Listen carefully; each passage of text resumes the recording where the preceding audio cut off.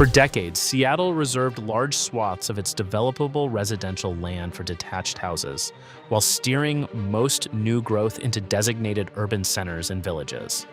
Block after block of the city was zoned exclusively for single-family homes, protecting quiet residential streets from any kind of density.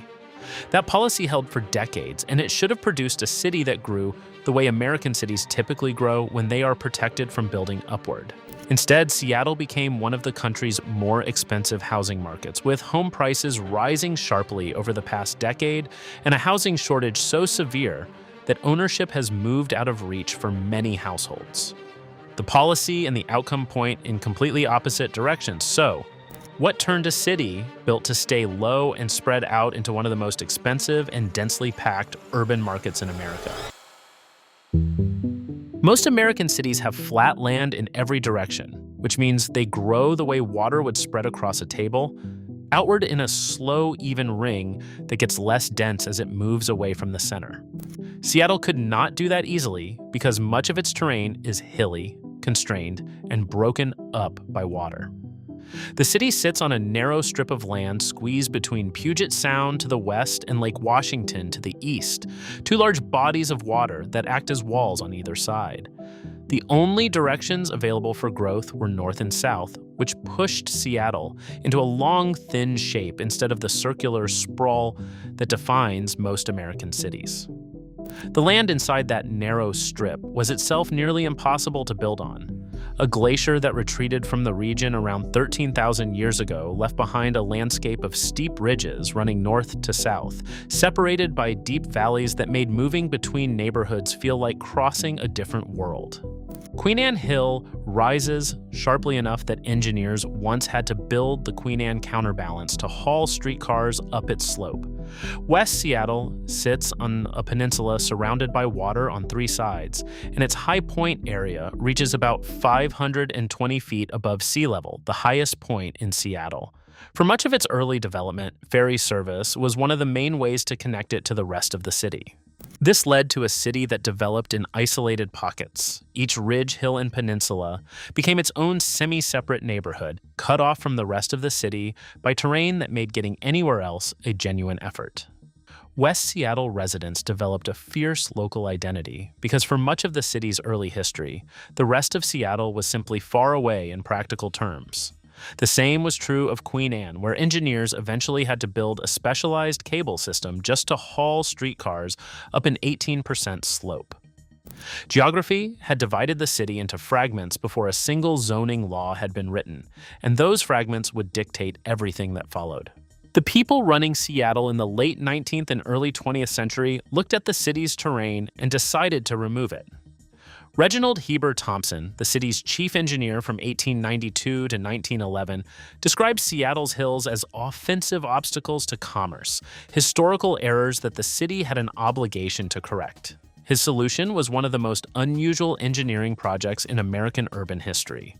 Workers aimed high-pressure water cannons, which they called giants, directly at the hills surrounding downtown and washed them away. The loosened earth ran down wooden channels into Elliott Bay, where it was used to build the flat industrial waterfront that stands there today. Between the late 19th century and the early 20th century, Seattle removed millions of cubic yards of earth through massive regrading projects. Denny Hill, a 220-foot barrier that had blocked direct access between downtown and the neighborhoods to the north, was leveled entirely. The project produced one of the stranger sights in Seattle's history. The regrades left behind isolated columns of earth with structures still standing on top of them, later remembered as spite mounds. The usual explanation behind them has been repeated for years, though parts of that story remain disputed. The regrades created buildable land where there had been none and opened downtown to grow northward for the first time. They were, by the standards of the era, a triumph of municipal engineering, but they also revealed a limit that would take decades to fully accept. Even after removing millions of cubic yards of earth, Seattle still had water on two sides, ridges running through its middle, and nowhere near enough flat land to grow the way other American cities grew. The terrain could be reduced, but not eliminated, and rather than continuing to fight the geography with engineering, the city eventually turned to policy instead, with consequences nobody at the time anticipated. By the 1990s, Seattle had formalized a growth strategy that concentrated apartments and taller buildings into selected urban villages while leaving much of the rest of the city far less open to change. It designated small pockets of the city as the only places where apartment buildings and taller development were welcome, and drew a firm line around everywhere else. The numbers that resulted from that decision are striking. A very large share of Seattle's developable residential land was reserved for detached houses. Only a much smaller share of the city was left open to the kind of dense housing a growing market needed. The effect was to push most new housing pressure into a relatively small share of the city, concentrating growth into limited areas instead of spreading it more broadly. A 40-story residential tower sits 3 blocks from a quiet street of bungalows with large private yards. The density does not taper gradually as you move away from the center. It drops off suddenly, from a skyline that looks like a major city to a streetscape that could belong to a suburb from the 1950s, sometimes within the space of a single city block. This created a form of spiky density, where tall growth appeared in sharp clusters instead of spreading more gradually across the city, and Seattle became one of its most extreme examples anywhere in the country. A visitor who walked 6 blocks in the wrong direction from a 40-story tower could be forgiven for thinking they had left the city entirely. This was the designed result of a zoning system that deliberately kept most of the city's land off the table for new development. The geography had already constrained supply by limiting how far the city could spread outward. The zoning constrained it further by limiting how much of the remaining land could build upward. Together, they created the conditions for a housing market under extraordinary pressure. And then the technology industry arrived and applied that pressure all at once. The technology sector began concentrating in the Seattle region in the 1990s and kept growing. As the tech sector expanded, it poured more high-income demand into a housing market that was already constrained. Each wave of hiring sends another surge of high-income workers into a housing market that was already struggling to accommodate ordinary demand, and the result has been a sustained and accelerating rise in prices that the zoning system was never designed to absorb.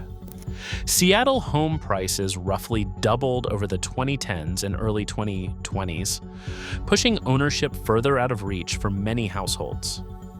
As of the mid-2020s, Seattle remained one of the country's more expensive housing markets. A majority of Seattle households are renter-occupied rather than owner-occupied, a proportion far above national averages, driven by the simple reality that ownership has moved beyond what most local incomes can reach. Housing supply remains tight for a reason that compounds the problem further.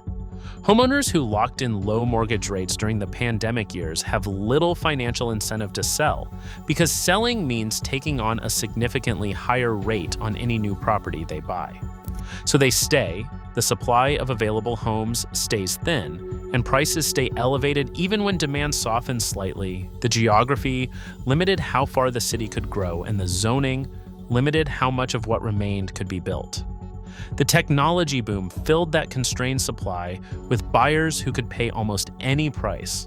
The 3 forces together produced a market that is now one of the most expensive in the country, in a city that had spent decades trying to protect itself from exactly this kind of pressure by keeping most of its land deliberately underdeveloped.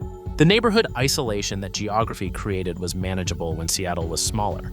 As the city grew and its fragmented pockets filled with people, moving between them became one of the defining frustrations of daily life. The terrain that made driving circuitous made conventional transit planning even harder. Running a straight rail line through a city organized around ridges and bodies of water requires solving problems that most transit systems never face. And for decades, Seattle kept failing to solve them.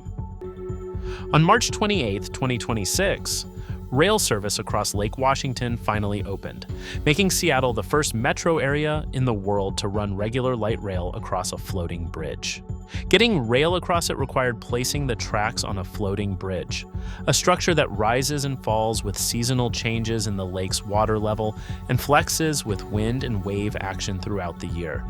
The challenge was making rail tracks, which require precise and stable alignment to function safely at speed, work on a surface that never stops moving. Engineers had to design expansion joints that could absorb the bridge's constant flex without disrupting the ride, and mounting systems that kept the tracks level despite a deck that shifts with every change in weather and water. The project cost about $3.8 billion and ranked among the most unusual transit engineering challenges in the country. The broader network that this bridge connects to is still being built. The Transit Authority's long-range plan calls for a system of 116 miles of track and 70 stations completed by 2044, creating a connected spine that would finally allow movement between Seattle's isolated neighborhood pockets without a car. Ridership rebounded strongly as the network expanded, showing that rail was filling a real transportation gap in the region, at a time when most American transit systems were flat or declining. That growth reflects something specific about Seattle. The terrain makes driving between neighborhoods difficult enough, and the distances between isolated pockets are awkward enough that a well-placed rail line fills a genuine gap, rather than competing with a driving experience that was already easy. Seattle is expensive because its land is scarce, and its land is scarce because its geography always constrains supply, and its policy then made that constraint more extreme. The spiky towers sitting 3 blocks from quiet bungalows are the physical outcome of a zoning system that spent 30 years concentrating all development pressure into a small fraction of available space while protecting everything else from change. The technology boom then filled that constrained space with buyers who could pay far more than the market had been built to accommodate. The city recognized this eventually. Recent changes under the One Seattle Plan and related zoning legislation began loosening the long-standing rules that had reserved so much neighborhood land for detached housing. In broad terms, the new rules allow more homes on neighborhood lots, with even greater flexibility near major transit. Whether loosening the rules produces enough new housing to meaningfully move prices is a different question, because the terrain that made building difficult in the first place has not changed. The spite mounds are long gone. The water and the ridges are not.